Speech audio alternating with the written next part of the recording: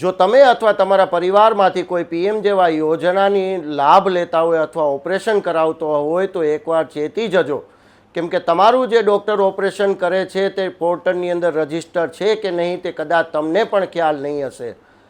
શહેરની અંદર જે ડૉક્ટર ન હતો તેના નામથી 76 ઓપરેશન કરી નાખવામાં આવ્યા અને જ્યારે ઓડિટ થયું ત્યારે તેનો ભાંડો ફૂટ્યો અને 1,25,00,000 રૂપિયાનું હોસ્પિટલ દ્વારા બિલ મૂકી દેવામાં આવ્યું. વધુ વિગતે વાત કરીએ તો વૈષ્ણવજન તો તેને કહીએ જે પીડ પરાઈ જાનાને રે. નવજીવન ન્યૂઝમાં આપનું સ્વાગત છે. હું છું લોકેશ પોપટાણી. વધુ વિગતે વાત કરીએ તો આજે જૂનાગઢ શહેરની નામચીન હોસ્પિટલ કે જે હોસ્પિટલની અંદર એક એવો બનાવ બન્યો છે કે તમે સાંભળીને પણ તમને ફિલ્મી દ્રશ્યો યાદ આવી જશે.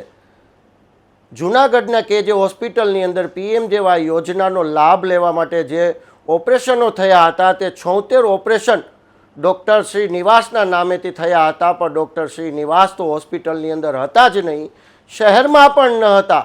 તેના નામેથી ડૉક્ટર દિનેશે ઓપરેશન કરી નાખ્યા અને 1,25,00,000 રૂપિયાનું સરકારમાં બિલ પણ મૂકી દેવામાં આવ્યું. જ્યારે સરકારની અંદર ઓડિટમાં ખુલાસો થયો ત્યારે 12,50,000ની મીઠી નજર નીચે દંડ અને નોટિસ ફટકારીને તેને છોડી દેવામાં આવ્યો. જ્યારે વધુ વિગત માટે અમે ડૉક્ટર કે જે હોસ્પિટલના ડૉક્ટર સાથે સંપર્ક કરવામાં આવ્યો ત્યારે ડૉક્ટરે અમારી સાથે જે વાતચીત કરી, ચાલો સાંભળીએ. નમસ્કાર સર, હું લોકેશ પોપટાણી વાત કરું છું નવજીવન ન્યૂઝ ઉપરથી. આજે એક લેટર આવ્યો છે, તેની અંદર હિતેશ બ્રહ્મભટ્ટ સરનો એક લેટર છે. તેની અંદર તમારી હોસ્પિટલ ઉપર જે 12,00,000 રૂપિયાનું 50,000નું જે પેનલ્ટી મારવામાં આવી છે તે સમગ્ર મુદ્દો શેનો છે અને કયો દંડ છે તેની ઉપર? એમાં એવું હોય છે હિતેશભાઈ કે જ્યારે પણ કોઈ ડોક્ટર એક જગ્યાએથી બીજી જગ્યાએ ટ્રાન્સફર થતા હોય એ સમય દરમિયાન નવા જે ડોક્ટર આવેલા હોય એનું અપ્રુવલ માટેનું પોર્ટલ ઉપર આપણે એપ્લિકેશન કરી આપેલી હોય છે, પણ ઘણી વખત એ ટ્રાન્ઝિશન પીરિયડ એવો હોય છે કે એ અપ્રુવલમાં થોડો સમય લાગતો હોય છે. તો સર, તો આ 12,00,000ની જે પેનલ્ટી માટેની તમને જે નોટિસ આપી છે તો એ 12,00,000 તમે ભરવાના હોય કે હવે નહીં ભરવાના હોય? જો તમે સાચા હો તો સરકારે તમને કઈ રીતે આ નોટિસ પાડવી શકે હોસ્પિટલ ઉપર? હા, એટલે એમાં ઘણી વખત જે કંઈ પણ ટેકનિકલ ઇસ્યુ હોય છે એના માટે ગવર્મેન્ટ સાથે કોર્ડિનેશન કરીને જ આપણે હંમેશા ચાલવાનું હોય છે. તો સર, આ લેટર લખ્યો છે, એ લેટરની અંદર જે ઉલ્લેખ છે 12,50,000ની જે પેનલ્ટી મારી છે, તો સર એ લોકો ખોટા છે કે તમે રાઈટ છો?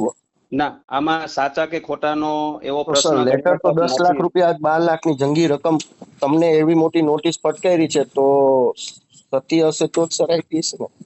હું એટલા માટે જ કહું છું, ઘણી વખત જે ઇન્સ્યોરન્સ કંપનીઝ જે છે એ ડિડક્શન પણ ઘણું બધું કરતા હોય છે. સર, એક લાંબો સમયગાળો થઈ જાય છે. ડોક્ટર નિવાસ છે તમારે ત્યાંથી બહુ લાંબા સમયથી નીકળી ગયા હતા. એના સમય બાદ 76 ઓપરેશન કરી નાખવામાં આવ્યા.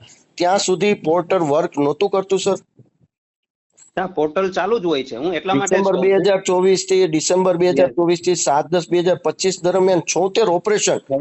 હું એટલે જ કહું છું કે આપણા તરફથી એપ્લિકેશન કરી જ આપવામાં આવેલી છે. મંજૂરી વગર તો તમે ઓપરેશન કરી શકો? હવે એના માટે એવું છે કે જુનાગઢ, આખા જુનાગઢ, આપણે પોરબંદર છે, જુનાગઢ છે, વેરાવળ, દીવ, સોમનાથ, આટલા મોટા વિસ્તારની અંદર માત્ર આપણી જ હોસ્પિટલની અંદર જે ઓથોરિટી નથી ડોક્ટરે 76 ઓપરેશન કરી નાખ્યા. 76 ઓપરેશન સુધી ત્યાં સુધી તમને સર મંજૂરી ન મળી ઉપરથી? ડોક્ટર છે એ CBTA સર્જન છે. ગવર્મેન્ટ એ વાત ડોક્ટરે જ કર્યું છે, સ્વીકારી છે ડોક્ટર એસ દિનેશે જ, પણ પોર્ટર ઉપર તેની મંજૂરી નહોતી છતાં તે 76 ઓપરેશન કરી નાખ્યા સર. નહીં, ઓપરેશન્સ માં દર્દીનું હિત જ છે, એમાં એવું નથી હિત છે એ વાત સાચી છે. આજે હું એમ પ્રશ્ન પૂછ્યું કે 76 ઓપરેશન મંજૂરી વગર 76 ઓપરેશન કરી નાખ્યા સર?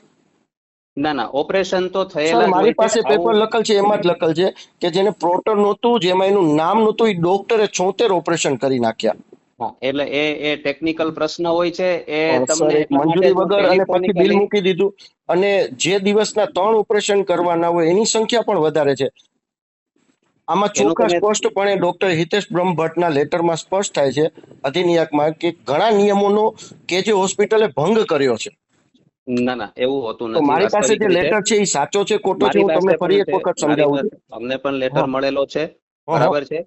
પણ પ્રશ્ન મેં તમને કીધું એ પ્રમાણે કે જ્યારે પણ ડોક્ટર બદલાતા હોય છે ત્યારે અમારા તરફથી નવા ડોક્ટર્સની એપ્લિકેશન થતી હોય છે અને પોર્ટલ ઉપર ઘણી વખત એની મંજૂરી છે એ પાછળથી આવતી હોય છે, તો બરાબર છે. પાછળથી હવે મંજૂરી આવે એ ઓપરેશન પોસિબલ છે ને?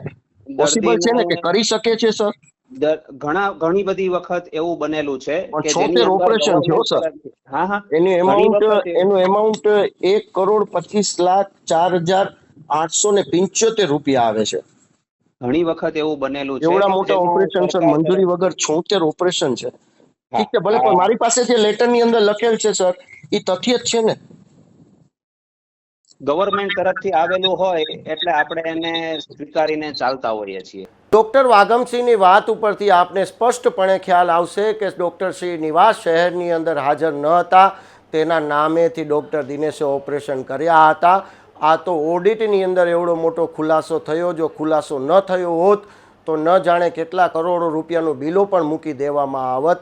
ન જાણે જૂનાગઢની અંદર આવા કેટલા હોસ્પિટલો છે જે BM જેવા યોજનાના નામેથી સરકાર પાસેથી રૂપિયા ખખેડી રહી છે. જો જૂનાગઢ શહેરની અંદર કોઈ કમિટી મૂકવામાં આવે તો આવા ઘણા મોટા ખુલાસાઓ થઈ શકે છે.